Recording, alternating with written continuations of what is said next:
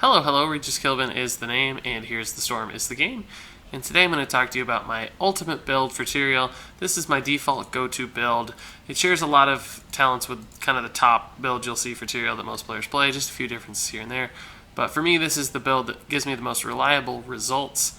It makes Tyrael a viable solo tank, actually. He can tank all on his own with this build, but he's also still good as an off-tank since he has a little bit extra damage and some great crowd control options, making him fit into either role. So whether you're a primary tank for your team or just serving as kind of a bruiser role, this build will still work for you and allow you to do some pretty neat things.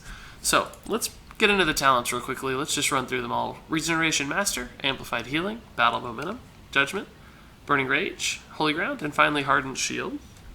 And now that you've seen those, let's go one by one and discuss them in a little bit more detail. So Regeneration Master, most tanks have this. It's pretty basic. As you gather globes in the game, it will increase the rate at which your health regenerates over time. So in the early game, you might not notice the impact, but as you enter late game and very long games and you gather a lot of globes, your health regen will be pretty nice just at a base level. So you can take poke damage and be back to full in no time. It'll just give you extra health to work with in long team fights. So if they're long sustained type team fights, you're not bursted down, you're going to be getting a lot of healing on top of what your support offers. So it makes you that much tankier and allows you to be in people's faces doing damage and crowd controlling more effectively without risking your life in a long fight.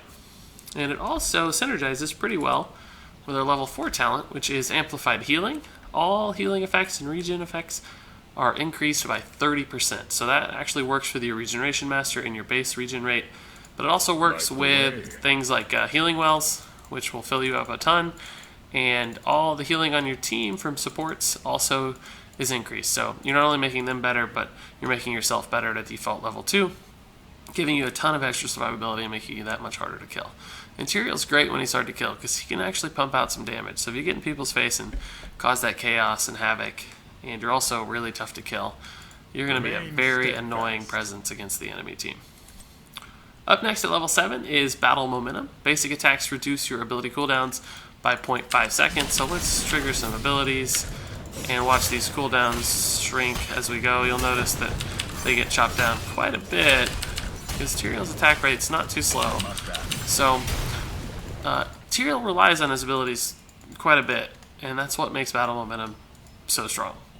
Not only is his Q decent damage, but the teleport and the crowd control that it offers are very important because he doesn't have hard crowd control like a stun. So Tyrael needs to be using these as often and as well as he can. Same thing with his E, which does damage and gives your team a speed boost. And of course your shield. The more often you can shield, obviously the more survivability you and your team are going to receive. So if you commit to fights and are constantly auto-attacking and reducing those cooldowns, you can really start to do work as you start to string all these and weave all these abilities into a nice rotation and get them off as quickly and usefully as you can. Battle Momentum makes you that much scarier. Now, of course, you will burn through mana if you do that, so you have to be a little bit careful and mindful of how often you engage and how hard you engage, but it's better to have the option to do more and risk that mana than not having the option to do more when you need it. At level 10, we're going to go with Judgment. After 0.75 seconds, charge an enemy hero, dealing 220 damage and stunning them for 1.5 seconds. Nearby enemies are knocked away and take 110 damage. So that doesn't do a lot of damage for a level 20 heroic. 220 damage is virtually nothing. But the effect is fantastic, stunning someone for 1.5 seconds, and we can see how far away this works if we toggle on some enemies.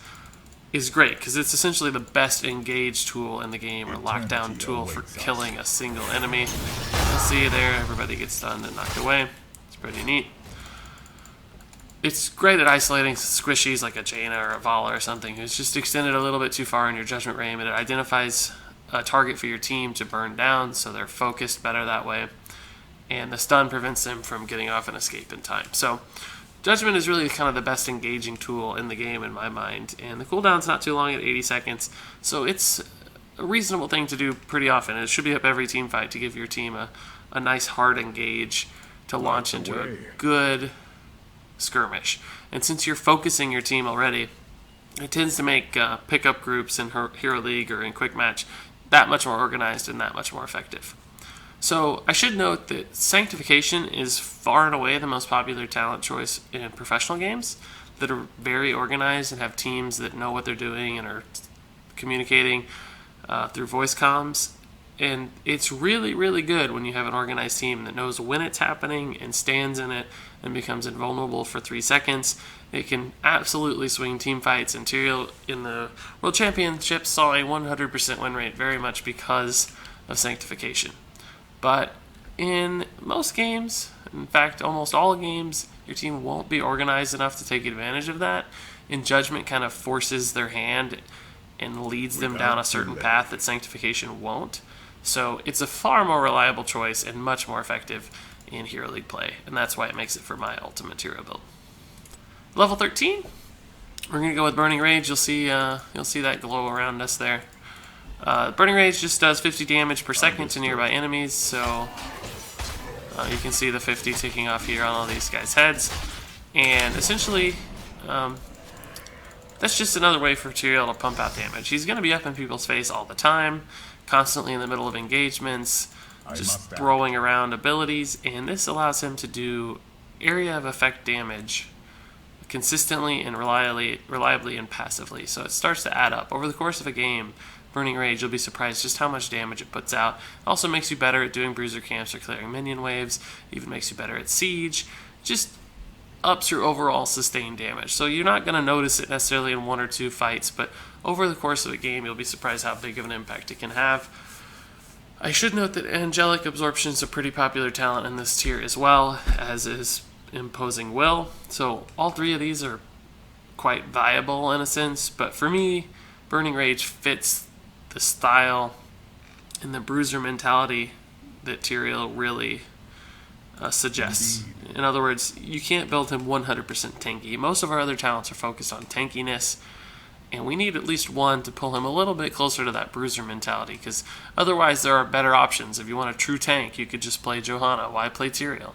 Well, Tyrael does a little bit extra damage, so give him that ability and focus him in that direction, not necessarily just 100% towards tank levels. So level 16, excuse me, we're going to go with Holy Ground. This creates a ring that blocks enemies from entering the area teleported to using Eldruin's Might. I must act. So we can see this. Eldruin's Might, of course, is our Q. And we're going to teleport there, and you'll notice that these minions are stuck and walking around there. So normally your Q just offers a slow. It does a 25% slow when it hits and when you teleport to it. But this gives you an extra level of basically body blocking and crowd control that Tyrael desperately needs, because he's not very good at either of those things. He has no hard crowd control other than his R, which is not just a normal stun. It's on an 80-second cooldown. So having that option, you can do really cool stuff like if someone's trying to run into their gate to make an escape, right, you can teleport over here and block their entry, right? They can't run through. So you can secure kills that way, you can knock people back. If your teammate's there, you can teleport to them and keep a butcher or a thrall from hitting them, potentially, if they stand right in the middle. There's just a lot of different cool things you can do with Holy Ground that makes Tyrael more of a tank. And whether you're in the primary tank role or the off-tank role, you're still going to get value out of this. Blood for Blood's a fine talent, but Holy Ground on average is going to get more use if you use it creatively and use it well. And finally, at level 20, we're going to go with Hardened Shield. This has a 60-second cooldown. It's an active ability, and you activate it to reduce all the damage you take by 75% for 4 seconds. delay. So Hardened Shield is really just the ultimate tank level 20 storm talent. It's just makes you so hard to kill, and you can time it well to negate tons of burst damage, like right in the middle of a hard engage, or if you judgment somebody, if you just jump into the middle of the team, you can eat up tons of damage that they weren't expecting, make them waste all of their burst on you, and then just wreak havoc after that. So if you time Hardened Shield well and use it correctly, it makes Tyrael so much tankier and so much scarier, because he can get right up in your face without all those repercussions, just pumping out damage and slows and crowd control. So there you have it. That is my ultimate Tyrael build. I think that's the top build for Tyrael right now. I'm going to run through the talents one more time. Regen, Master, Amp, Healing, Battle Momentum, Judgment, Burning Rage, Holy Ground, and Hardened Shield. Memorize this build, learn it, practice it, and I think you'll definitely enjoy your Tyrael play. You'll be very hard to kill, and you'll impact games in a major way. I still think Tyrael's a little bit of an underrated warrior, and I'd like to see him get some more play. And if people start playing this build, I think that will happen.